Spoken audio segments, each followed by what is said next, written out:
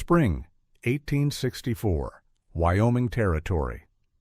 On May 4th, a storm swept across the Wind River Valley, dropping more than a foot of rain over 3 days. By morning, the valley's streams swelled into torrents, threatening any structures not completed before the rains arrived. A homesteader named Robert McCaffrey faced the storm's arrival with an unfinished cabin. At the time, the prevailing construction method required weeks of backbreaking labor. Felling logs, hand-chopping notches, erecting walls one course at a time. McCaffrey had a different plan. Using 2 identical jigs, his crew worked in perfect tandem, completing the cabin in just 2 days before the storm could do damage. The math of labor, timing, and resources would ultimately determine who stayed and who left. From this decision came a method that would spread across the frontier, changing how settlers understood the relationship between speed, precision, and survival. May 4th, 1864. The Wind River swelled under 3 days of rainfall, threatening to breach its banks. Water surged past markers that had held steady through previous springs.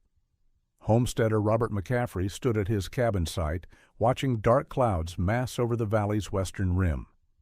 Traditional cabin building followed a deliberate pattern. A man working alone felled logs, stripped bark, shaped notches, and stacked walls over 3 to 4 weeks under ideal conditions. 2 men could have that time, but weather didn't negotiate schedules. McCaffrey had arrived in the valley in March, staking his claim on elevated ground, 50 yards from the creek. The location offered drainage and visibility, but it also exposed his building site to wind and weather. He had calculated his timeline carefully. April's milder temperatures allowed outdoor work. May brought spring storms. June's heat made heavy labor dangerous. His neighbors had followed standard practice. They cut logs nearby, notched them on site, and raised walls incrementally. By early May, most had walls standing, but roofs incomplete. McCaffrey had taken a different approach. He spent 2 weeks in March constructing 2 identical wooden jigs. Each jig was a template, a frame that held logs in position while workers marked and cut notches to exact specifications. The jigs stood 6 feet tall, built from scrap lumber, and held rigid with diagonal bracing. To observers, they looked like excessive preparation. McCaffrey called them time banks. His reasoning was simple. If 2 crews could work simultaneously, each following identical templates, construction time could be cut nearly in half. The jigs ensured every notch matched, every log fit precisely. No measuring on site, no corrections, no delays from misaligned cuts. The skepticism was immediate. Neighboring homesteaders questioned the method. Why spend 2 weeks building templates when you could spend that time cutting logs? Why complicate a process that had worked for generations?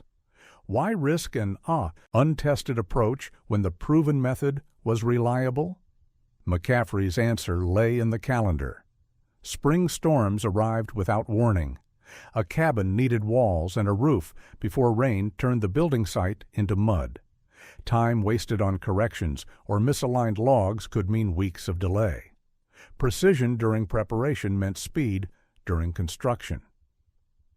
The first raindrops fell as McCaffrey assembled his crew. 4 men borrowed from neighboring claims. Each promised a day's labor in return when their own projects needed help. He divided them into 2 teams. Each team took position at one of the jigs. The work began. Winter, 1863, Wind River Valley. Frost covered the interior rafters of frontier cabins, their chimneys puffing smoke against the biting cold. Inside these structures, families huddled near fireplaces, burning firewood at rates that depleted winter stores faster than anticipated. The traditional log cabin construction method had evolved over centuries of frontier settlement. Logs were felled from nearby timber, dragged to the building site, and debarked with draw knives. Workers then hand-cut notches at each log end, typically saddle notches or dovetail joints, shaped to interlock at the cabin's corners. The process required skill, patience, and constant adjustment. Each notch needed careful fitting. A poorly cut joint created gaps that allowed drafts and moisture penetration. Overcutting weakened the structure. Undercutting prevented logs from settling properly. Experienced builders developed an eye for proper fit, but even skilled workers needed 15 to 20 minutes per notch. A standard cabin required approximately 120 notches for the wall logs alone. The mathematics of traditional construction were unforgiving. A single worker, laboring 10 hours per day, needed roughly 3 weeks to complete a basic cabin: walls, roof, door, and window. 2 workers could reduce that to 12 to 14 days. But the method's sequential nature created bottlenecks. Walls had to reach a certain height before roof framing could begin. Roof logs needed positioning before shingles could be laid. Each stage depended on completing the previous one. McCaffrey had studied these limitations during his first winter in the valley. He had helped 3 neighbors build cabins using traditional methods, observing where time was lost. The pattern was consistent. Workers spent significant time measuring, marking, and correcting mistakes. Logs arrived at the site in random order, forcing workers to sort through piles, looking for pieces of appropriate length and diameter. Notches required constant test fitting and adjustment. He noted something else. Traditional construction consumed energy inefficiently. Workers lifted each log multiple times, once to position it for notching, again to test the fit, and finally to place it permanently. The repeated handling wore men down. By afternoon, fatigue led to mistakes. Mistakes led to corrections. Corrections consumed more time. The fuel implications were equally significant. Frontier cabins, despite appearing solid, were rarely airtight. Gaps between logs, imperfect chinking, and settling created pathways for heat loss. McCaffrey's rough calculations suggested traditional cabins lost 30 to 40% of fireplace heat through air leakage. That translated to cords of additional firewood needed each winter. Could efficiency be as important as strength for frontier survival? McCaffrey believed it could. A cabin built faster allowed more time for hunting, woodcutting, and crop preparation. A tighter structure reduced fuel needs. Both advantages compounded over time, creating measurable differences in survival margins. Snow began falling as McCaffrey refined his plans. The next few months would determine whether his alternative approach could deliver on its promise. Early spring, 1864, Wind River Valley. McCaffrey carefully measured dimensions for his first jig, tools laid out in precise order on the thawing ground. The concept was simple. The execution required careful planning. A jig functioned as a reusable template. McCaffrey's design held logs in fixed positions while workers marked notch locations. The template ensured every cut matched exactly. Once a team completed cuts on one log, they could move to the next, confident that each piece would fit the pattern established by the jig. The innovation lay in building 2 identical jigs. With 2 templates, 2 crews could work simultaneously on opposite walls. Every cut made on one side was mirrored on the other. The cabin would rise in synchronized sections, with walls reaching equal heights at the same time. McCaffrey built his jigs from rough-sawn lumber purchased in town, an expense that raised eyebrows. The frames required substantial bracing to remain rigid during use. Diagonal supports prevented warping. Adjustable clamps held logs firmly while workers made their cuts. The entire assembly for each jig weighed approximately 200 pounds.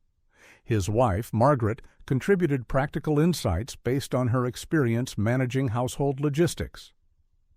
She suggested positioning the main door on the south wall to maximize winter sunlight.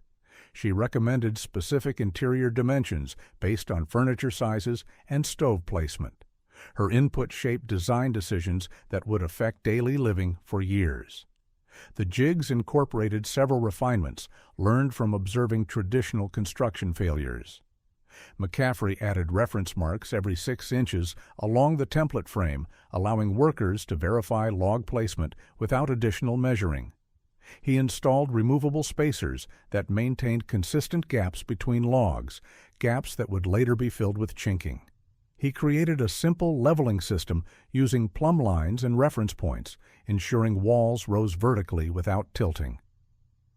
The first test came in late March.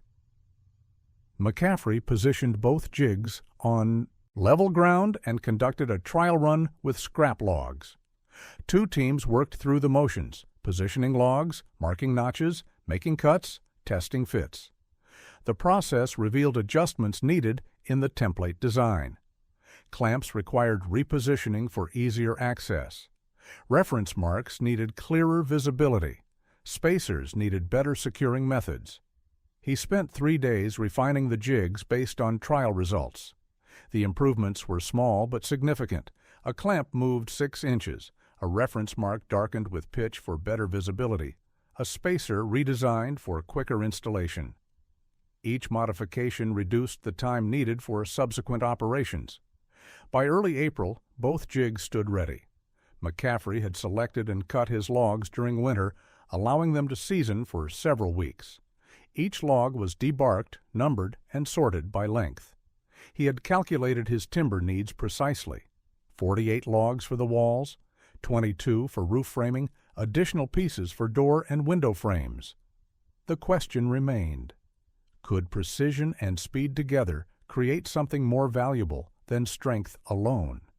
With his crew assembled and storm clouds gathering, McCaffrey prepared to find out. April 15, 1864, Wind River Valley. The first log settled into position on McCaffrey's southern jig, perfectly aligned with pre-marked reference points. Team 1 secured the log with clamps, while Team 2 mirrored the action at the northern jig. The rhythm established quickly. Each crew consisted of 2 men, 1 marking, 1 cutting. The marker used the jig's reference points to indicate notch locations. The cutter shaped the joint with an axe, checking depth and angle against template guides. When 1 log was complete, both teams moved simultaneously to the next numbered piece. Traditional construction required constant verification. Workers test-fitted logs, removed them for adjustments, and tested again. McCaffrey's method eliminated repetition. The jigs guaranteed fit before the first cut was made. A log that matched the template would match the wall. No testing needed. The time savings became apparent within hours. By midday, both teams had notched and positioned 8 logs each, 16 logs total. Traditional methods would have completed perhaps 6 logs in the same time frame.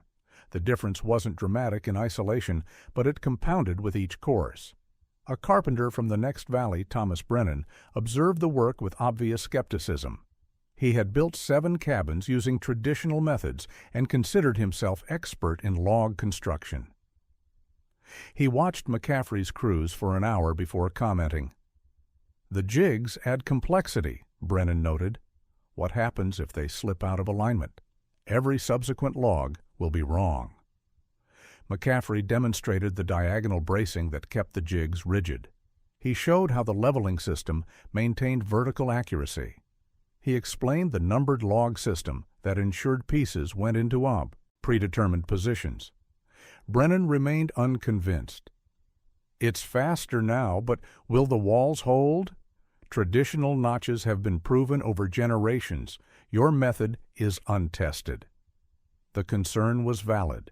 Speed meant nothing if structural integrity suffered. McCaffrey had designed his notches conservatively, creating joints deeper than minimum requirements. He used dovetail patterns that locked logs together mechanically, preventing separation even if settling occurred. By late afternoon, both walls reached the 4th course, 16 logs high. The structure began taking shape. McCaffrey called a brief halt to verify alignment and measure progress. Both walls stood precisely vertical, with log ends matching exactly at the corners. The numbered system had prevented any sequencing errors. The crews worked until darkness made precise cutting dangerous. Day 1's progress: 24 logs notched, positioned, and secured. At traditional pace, that represented 3 to 4 days of work. McCaffrey's method had compressed multiple days into one.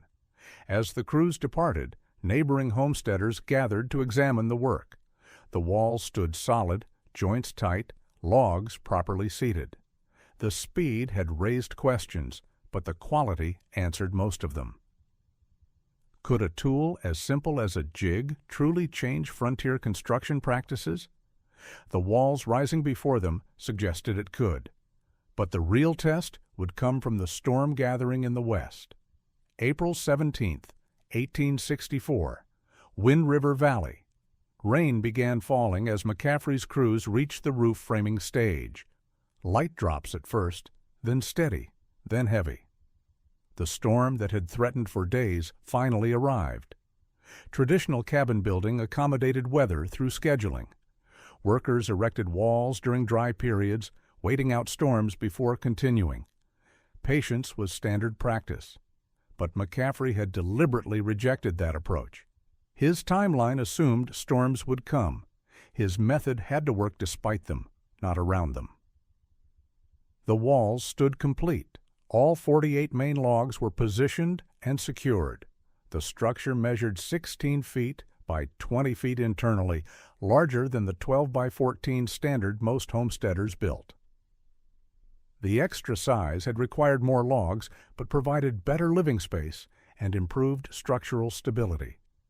Now came the roof. McCaffrey's design called for a steep pitch, a 7-in-12 slope that would shed water and snow efficiently. Steeper roofs required more lumber and more complex framing, but they protected better and lasted longer. The trade-off favored long-term durability over short-term material savings. His crew worked quickly. The ridgepole went up first, a massive log spanning the 20-foot width.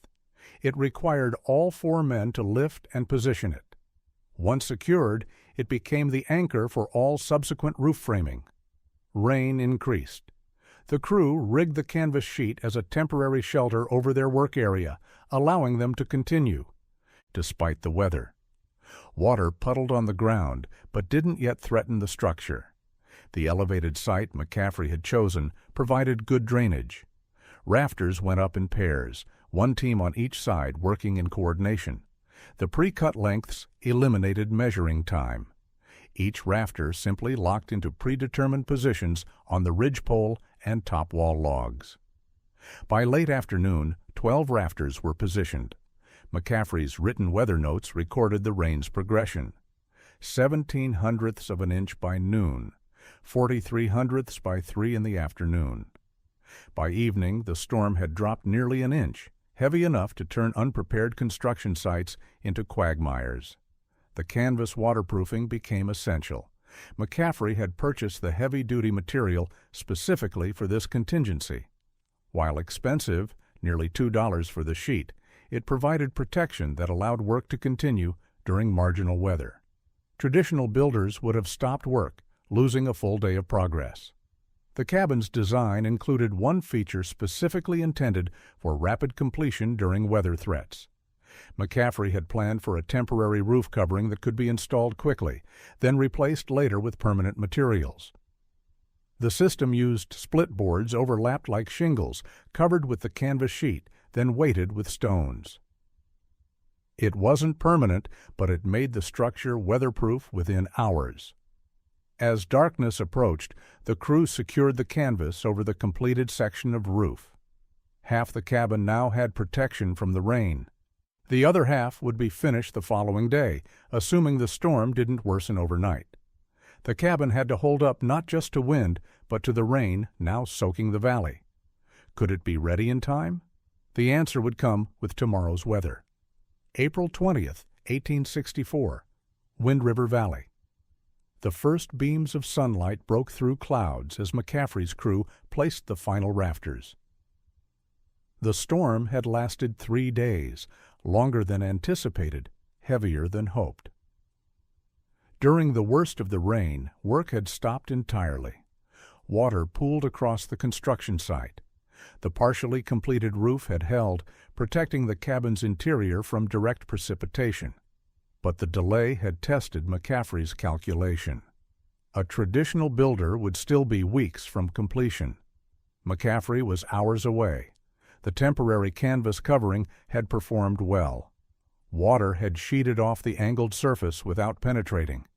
The weighted stones had kept the canvas from lifting in wind. Inside the cabin, the dirt floor was damp but not flooded. The structure had survived its first real test. Now came permanent roofing. McCaffrey's crew began installing split-board shingles, hand-cut pieces of cedar approximately 2 feet long and 6 inches wide. Each shingle overlapped the one below, creating a layered barrier against moisture. The work was tedious but essential. Traditional roof construction took 3 to 4 days for a cabin this size. Workers cut shingles on site, fitted them individually, and secured each piece with wooden pegs or hand-forged nails. McCaffrey had simplified the process through preparation. He had split and sorted shingles during winter, organizing them by size and quality. His crew simply selected appropriate pieces from pre-cut stock. Settlers gathered to watch the roof take shape. Their comments, overheard by McCaffrey's crew, reflected mixed opinions. Some praised the efficiency. Others questioned whether speed compromised quality. The debate was familiar. Traditional methods were slow but proven. New approaches were faster but uncertain. One settler, Michael Harrison, had started his own cabin 3 weeks earlier using conventional methods. His walls stood only half height. He watched McCaffrey's crew working on the roof with obvious frustration. The contrast was stark. Harrison's careful, methodical approach had been overtaken by McCaffrey's systematic efficiency. The roof design incorporated several features intended to improve durability. The steep pitch prevented snow accumulation. The cedar shingles resisted rot better than pine or cottonwood. The overlapping pattern created multiple barriers against water infiltration. A ridge cap, split logs positioned along the peak, protected the vulnerable junction where roof planes met. By afternoon, the entire roof was shingled. The canvas sheet, no longer needed for primary waterproofing, was repositioned as an underlayment beneath the shingles on the north slope, the side most exposed to wind-driven rain.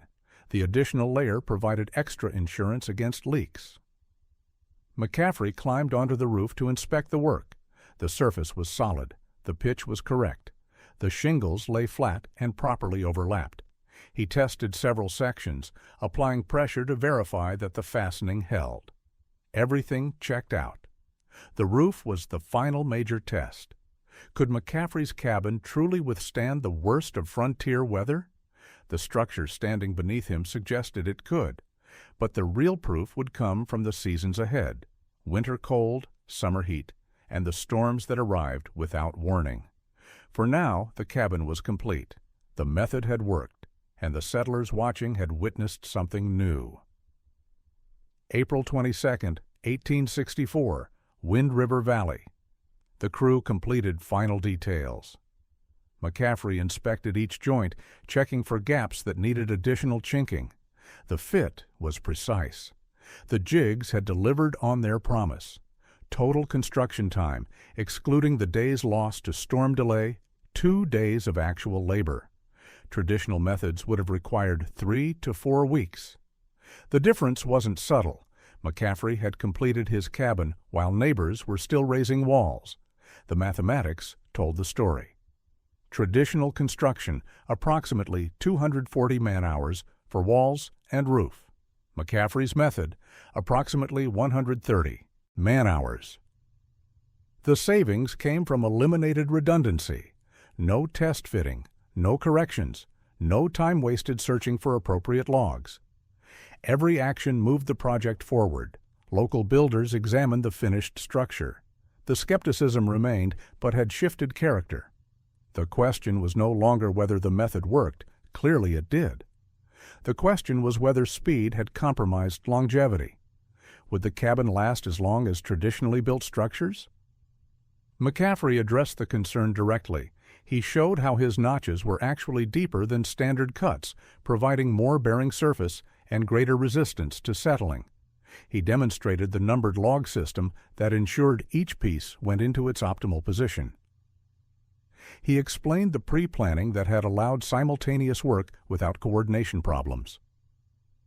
Thomas Brennan, the carpenter who had questioned the jigs, now asked different questions. How much did the jig construction add to total project time? Could the jigs be reused for additional cabins? What were the cost implications of the method? McCaffrey provided answers. Jig construction, 2 weeks, but one-time investment. Jigs could be reused indefinitely with minor repairs. Material costs were comparable to traditional building. The main difference was labor efficiency rather than material consumption. The conversation revealed something important. Opposition to new methods rarely came from evidence of failure. It came from uncertainty about untested approaches. McCaffrey's completed cabin provided evidence. The questions now focused on practical implementation rather than theoretical objections. Several settlers expressed interest in trying the jig method for their own building projects. McCaffrey offered to loan his templates. The technology transfer was simple. Examine the jig design, build copies, apply the same systematic approach. No secret techniques, no proprietary knowledge, just disciplined application of straightforward principles. One concern remained. Efficiency in construction was valuable, but frontier survival depended on multiple factors. A cabin built quickly still needed to perform well over time. It needed to stay warm in winter, dry in rain, secure against wind. Speed mattered only if quality remained adequate. McCaffrey acknowledged the valid concern. His cabin was complete, but unproven. The real test would come from lived experience, months and years of actual use under frontier conditions. Winter would reveal thermal performance. Summer storms would test waterproofing. Time would show structural durability. As the crew packed tools and prepared to depart, McCaffrey stood in his new cabin's doorway. The space felt solid. The walls were straight, the roof was tight, but the work wasn't finished. Now came the patient verification that took not days, but seasons. Summer, 1864, Wind River Valley. Temperatures rose. McCaffrey's cabin stood firm against the summer sun. His firewood, stores carefully documented in a pocket ledger, remained substantially higher than neighboring settlers' supplies. The thermal efficiency question had practical implications. Every cord of firewood represented significant labor: felling, cutting, splitting, stacking, and hauling. A settler who needed 30 cords per winter spent roughly 40 days doing nothing but wood preparation. A settler who needed only 15 cords freed 20 days for other essential tasks. McCaffrey's cabin design incorporated features specifically intended to reduce fuel consumption. The tight log fitting minimized air gaps. The chinking, a mixture of clay, sand, and cow hair, provided superior insulation compared to simple mud. The steep roof created an insulating airspace between ceiling and exterior. The south-facing door and window maximized passive solar heating. He tracked his fuel use methodically. Each month, he recorded cords consumed and average temperatures experienced. The data would provide objective comparison against traditional cabin performance. Other settlers burned firewood without measuring, making precise comparisons difficult. McCaffrey's records would provide hard numbers. The thermal mass effect became apparent during temperature swings. On warm days, the cabin's log walls absorbed heat slowly, keeping the interior cool. On cold nights, those same walls released stored heat gradually, moderating interior temperature drops. The mass acted as a buffer against extremes. Traditional cabins with thinner walls and poor chinking responded quickly to exterior conditions. When outside temperature dropped, inside temperature followed immediately. When wind picked up, drafts penetrated. The constant heat loss forced near-continuous fire tending. McCaffrey's design allowed a different approach. He could build a fire in the morning, let it burn down during the day, and maintain comfortable interior temperatures until evening. The structure held heat long enough that fires didn't need constant attention. That meant fewer interruptions from other work and less total fuel consumed.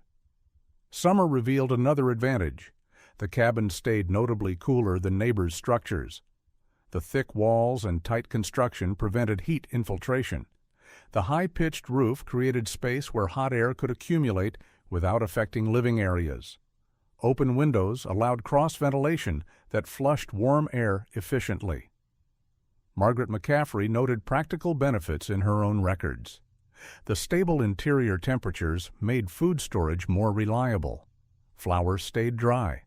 Preserved foods lasted longer. The reduced need for constant fire tending freed time for garden work and other household tasks. The advantages compounded over weeks and months.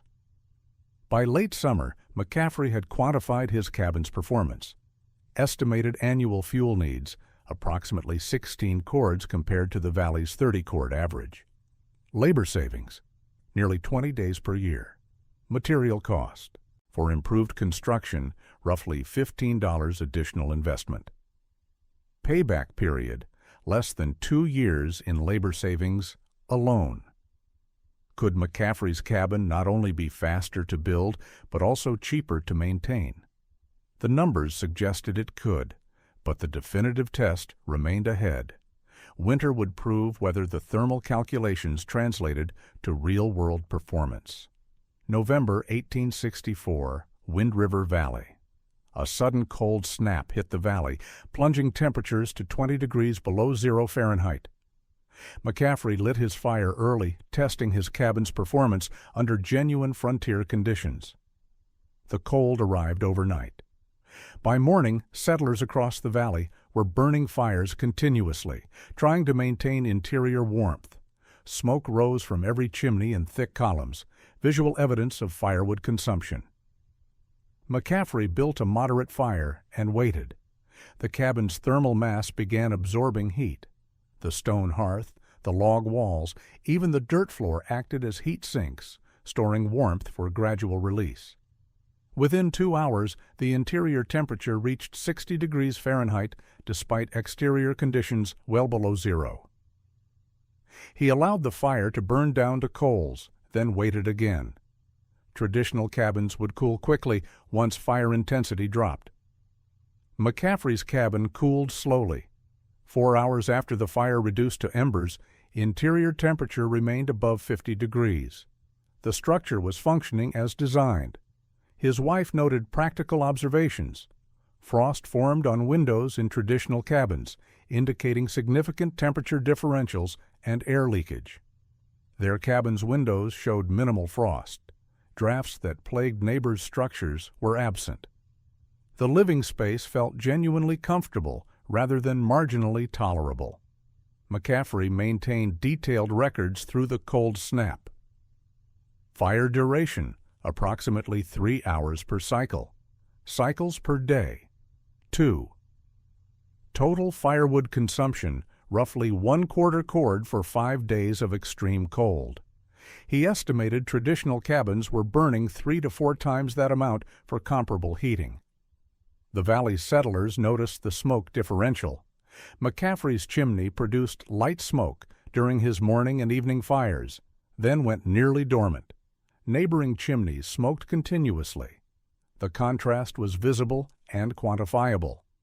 Michael Harrison, the settler whose traditional cabin had taken weeks to complete, visited McCaffrey to discuss the performance difference. Harrison was burning through firewood at alarming rates. His supplies, expected to last through March, might not make it past January. He needed to understand what made McCaffrey's approach so much more efficient. McCaffrey explained the principles. Tight construction minimized heat loss. Thermal mass smoothed out temperature fluctuations. Efficient fire cycles maximized heat extraction from fuel. The advantages weren't revolutionary. They were systematic applications of basic thermal physics. Harrison asked the key question: could existing cabins be retrofitted to improve performance? Or did the benefits require complete rebuilding using the new methods? The answer was mixed. Some improvements, better chinking, weather stripping around doors and windows, could be added to existing structures. But fundamental thermal mass and construction quality were locked in at the building stage. Retrofits helped but couldn't match purpose-built efficiency. Would McCaffrey's innovative methods make the difference between surviving winter and succumbing to its worst? The cold snap provided preliminary evidence. The cabin stayed warm using less than half the wood traditionally required. If that performance held through the full winter, the implications were significant. The cold broke after 5 days. Temperatures moderated. But the test had been real, and the results were documented. McCaffrey's cabin had performed exactly as intended. January 1865, Wind River Valley. As temperatures dropped even further, McCaffrey noticed his neighbors struggling to keep homes warm. Traditional cabins required constant fire tending. Fuel supplies that should have lasted through spring were depleting dangerously fast. The winter was proving harder than the previous one. Temperatures regularly dropped below zero. Wind patterns had shifted, driving directly down the valley instead of passing over it. Snow depths exceeded typical accumulations. Every adverse condition stressed frontier infrastructure. McCaffrey's firewood stacks remained substantial. His consumption rate, documented daily in his ledger, continued running well below valley averages. He had burned 8 cords through mid-January. Most neighbors had already consumed 15 to 18 cords. The difference represented weeks of labor and entire acres of woodland. Word spread. Trappers passing through the valley stopped to examine the cabin that supposedly used half the normal fuel. Some remained skeptical, attributing McCaffrey's low consumption to inaccurate estimates or unusual circumstances. Others recognized genuine efficiency when they saw it. Thomas Brennan visited again, this time bringing specific technical questions. What chinking mixture provided best insulation? How deep should notches be cut to ensure tight fits? What log diameter worked best for thermal mass effects? Could existing cabins be improved by adding interior insulation? The conversations reflected a shift. The frontier community was moving from questioning whether efficiency mattered to actively seeking ways to implement it. McCaffrey's cabin had become a demonstration project, proving that systematic design could deliver measurable advantages. Several settlers asked to borrow McCaffrey's jigs for their own spring building projects. He agreed on condition that borrowers documented their construction times and later fuel consumption. The data collection would validate or refute the method's advantages across multiple implementations. Margaret McCaffrey noted social implications. Their cabin had become a gathering place. Neighbors visited more frequently, partly for warmth, partly to study construction details. The improved living conditions made hospitality practical. Traditional cabins were too cold for extended visits during winter. The McCaffrey home was comfortable enough for multi-hour conversations. The thermal efficiency translated to time savings beyond just firewood preparation. McCaffrey spent perhaps 30 minutes per day managing his heating system, building morning and evening fires, basic maintenance. Neighbors with less efficient cabins spent 2 to 3 hours daily on fire management. That differential compounded. Over a 5-month winter, McCaffrey saved approximately 200 hours, equivalent to 25 8-hour workdays. He used the freed time productively. He spent more hours on trap lines, increasing fur harvest. He completed cabin improvements and tool maintenance that neighbors deferred until spring. He cut firewood for the following winter during the current season, taking advantage of good cutting weather rather than scrambling during autumn's limited window. The efficiency advantages cascaded. Better thermal performance freed time. Additional time enabled better preparation. Better preparation reduced crisis management. The system was self-reinforcing. Would McCaffrey's success be the tipping point for new frontier cabin designs? By late January, evidence suggested it would. Multiple settlers had committed to using jig-based construction methods when building resumed in spring. The technique was spreading through practical demonstration rather than theoretical persuasion. Spring, 1865, Wind River Valley. McCaffrey's cabin stood solid, its frame tested and proven against the harshest weather the valley had delivered. The winter had been severe, but the structure had performed flawlessly. Final fuel consumption numbers told the definitive story. McCaffrey had burned 14 1/2 cords of firewood from November through March. The valley average, compiled from interviews with 12 neighboring homesteaders, was 29 cords. McCaffrey's cabin had used exactly half the fuel of traditional structures while maintaining superior interior comfort. The labor implications were profound. At roughly 3 days per cord for full fuel cycle, felling, cutting, splitting, stacking, hauling, McCaffrey had saved approximately 43 days of work. That represented more than 6 weeks of labor freed for other activities. The time saving exceeded the 2 weeks spent building the jigs by a factor of 3 to 1, even in just the first winter. Material durability matched thermal efficiency. The cabin showed no signs of settling problems. No gaps had opened between logs. Chinking remained intact. The roof had shed snow effectively throughout winter. Spring melt revealed no leakage or moisture damage. Settlers who had adopted McCaffrey's methods for their own projects reported similar results. 5 cabins built using the jig system during late summer and fall had all been completed faster than traditional timelines. All showed good thermal performance during the winter. The replication validated the approach. Success wasn't dependent on McCaffrey's individual skill, but rather on the systematic method itself. Thomas Brennan, initially skeptical, had built his own jigs over winter. He planned to use them for a barn project and had already discussed renting them to other settlers. The jigs were becoming standardized tools rather than experimental equipment. The method spread followed predictable patterns. Early adopters were those who had directly observed McCaffrey's results. They understood the benefits from concrete evidence rather than abstract claims. Secondary adoption came from their reports to others. By spring 1865, the jig-based building approach was established practice in the Wind River Valley. One unexpected benefit emerged during spring thaw.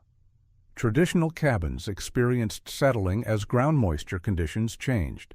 Logs shifted, gaps opened, chinking failed.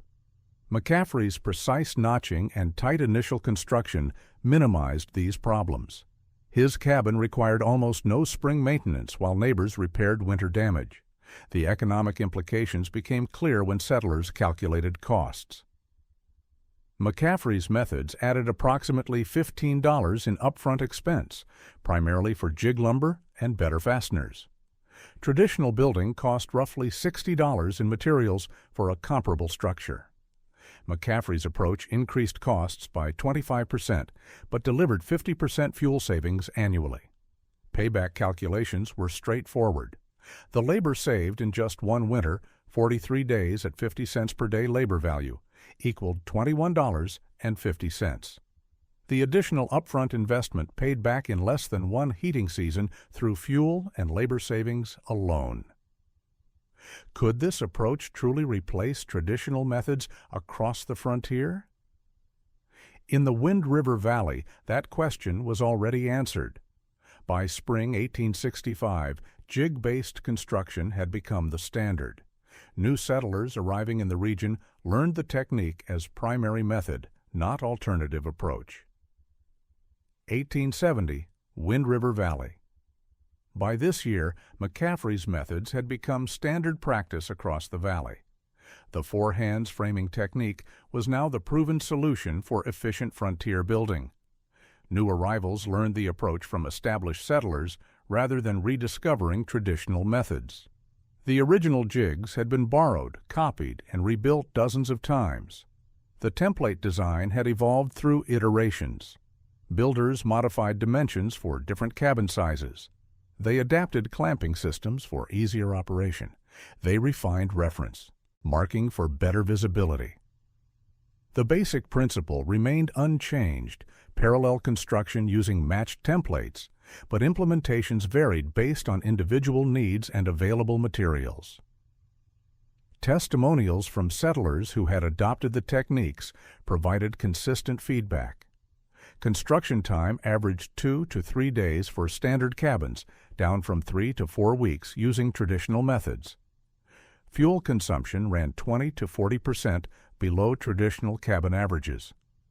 The time savings allowed better overall homestead development, more land cleared, better outbuildings, improved livestock facilities. McCaffrey's own cabin remained in active use. 6 years of frontier life had tested the structure thoroughly. The logs showed normal aging but no structural problems. The roof had been re-shingled once, standard maintenance. The chinking had been touched up periodically, but required less frequent attention than traditional mud-based materials. One unexpected legacy emerged in regional reputation. The Wind River Valley became known for efficient building practices. Settlers arriving from other regions specifically sought advice on the jig-based construction methods. The knowledge transfer happened informally through conversations, demonstrations, and direct observation. The economic impact extended beyond individual homesteads. Reduced firewood consumption meant less pressure on local timber resources. Stands of trees near settlements lasted longer. Settlers could be more selective about which trees to cut, preserving better timber for specialized uses while consuming lesser wood for fuel. The valley's population grew faster than comparable regions. The building efficiency allowed new settlers to establish viable homesteads more quickly. Faster establishment meant better survival rates through first winters. Better survival rates attracted additional immigration. The positive feedback loop strengthened the community. McCaffrey had not sought recognition for his innovations. He had solved a practical problem using systematic thinking. The methods spread because they worked, not because he promoted them. In 1870, few settlers even knew that McCaffrey had originated the jig-based approach. The techniques had become common practice, attributed to no particular individual. That anonymity was typical of frontier innovation. Useful methods spread organically. Credit mattered less than results. A settler who built efficiently and survived comfortably had succeeded regardless of whether others remembered his name. The valley's building practices by 1870 reflected evolved frontier craft. Traditional methods weren't abandoned, but refined. The jig system accelerated construction. Improved chinking reduced maintenance. Better thermal design cut fuel needs. Each element built on established practice while incorporating systematic improvements. What could be more important than survival? The answer that emerged was thriving. Efficiency translated to margin. Margin created opportunity. Opportunity enabled prosperity. McCaffrey's four-hands framing method contributed to that progression from survival to success. 1881, Wind River Valley. As Robert McCaffrey looked back on his work, the valley had transformed. His methods, once new and experimental, were now integral to survival in the high Rockies. The four-hands framing system had spread beyond Wyoming Territory into Montana, Idaho, and Colorado. The original cabin stood solid. 17 years of use had proven its durability. The logs remained sound. The roof still shed water effectively. The thermal performance continued delivering fuel savings. The structure had outlasted many traditionally built cabins that required major reconstruction or abandonment during the same period. Records of cabin construction across the region showed clear patterns. By 1881, approximately 60% of new frontier cabins in the northern Rockies incorporated some version of jig-based construction. The percentage was higher in areas where timber quality made precise fitting valuable. lower where abundant softwood allowed looser construction tolerances. The method's spread created secondary effects. Builders who specialized in jig construction emerged as distinct trades. They built templates, trained crews, and contracted for rapid cabin completion. The professionalization improved consistency and quality. It also made efficient building accessible to settlers who lacked carpentry skills. McCaffrey's influence extended beyond construction technique. His systematic approach to problem-solving, documenting performance, calculating trade-offs, validating through measurement, had introduced engineering discipline to frontier practice. Other settlers applied similar thinking to different challenges. Water systems, livestock facilities, crop management all benefited from systematic analysis. Testimonies from the 1870s and early 80s consistently credited jig-based building with enabling faster settlement development. Territorial governors noted the correlation between building efficiency and successful homesteading. Land agents advertised regions with established jig construction knowledge as advantageous locations. The methods had become economic assets. The thermal efficiency advantages proved equally durable. Fuel consumption data from 1881 showed that cabins built using McCaffrey's principles still used 20 to 30% less firewood than traditional structures of similar size. The savings compounded annually, representing hundreds of labor hours and thousands of board feet of timber over a cabin's lifespan. McCaffrey himself had moved on to other projects. He had built a barn using enlarged jigs. He had constructed a root cellar using similar systematic planning. He had helped neighbors design water systems and livestock facilities. The thinking that had produced the four-hands framing method applied broadly to frontier challenges. In 1881, at age 54, McCaffrey was considered an elder of the valley's settler community. Young homesteaders sought his advice on building projects. He shared knowledge freely, as it had been shared with him. The tradition of mutual assistance continued. His legacy wasn't measured in recognition or wealth. It was measured in structures standing solid, in fuel piles lasting through winter, in time freed for productive work. In the harshest environments, innovation and efficiency had proven themselves as keys to survival and prosperity. The cabin stood 17 years of frontier life, 17 Wyoming winters, 17 successful harvests. A method had become tradition, and the valley prospered. If you value fact-grounded frontier history told through the lens of practical innovation, please consider supporting our work. These stories of resilience, craftsmanship, and systematic thinking shaped the American frontier as surely as any famous pioneer or gold strike. Your support helps us continue documenting the untold methods that made survival possible.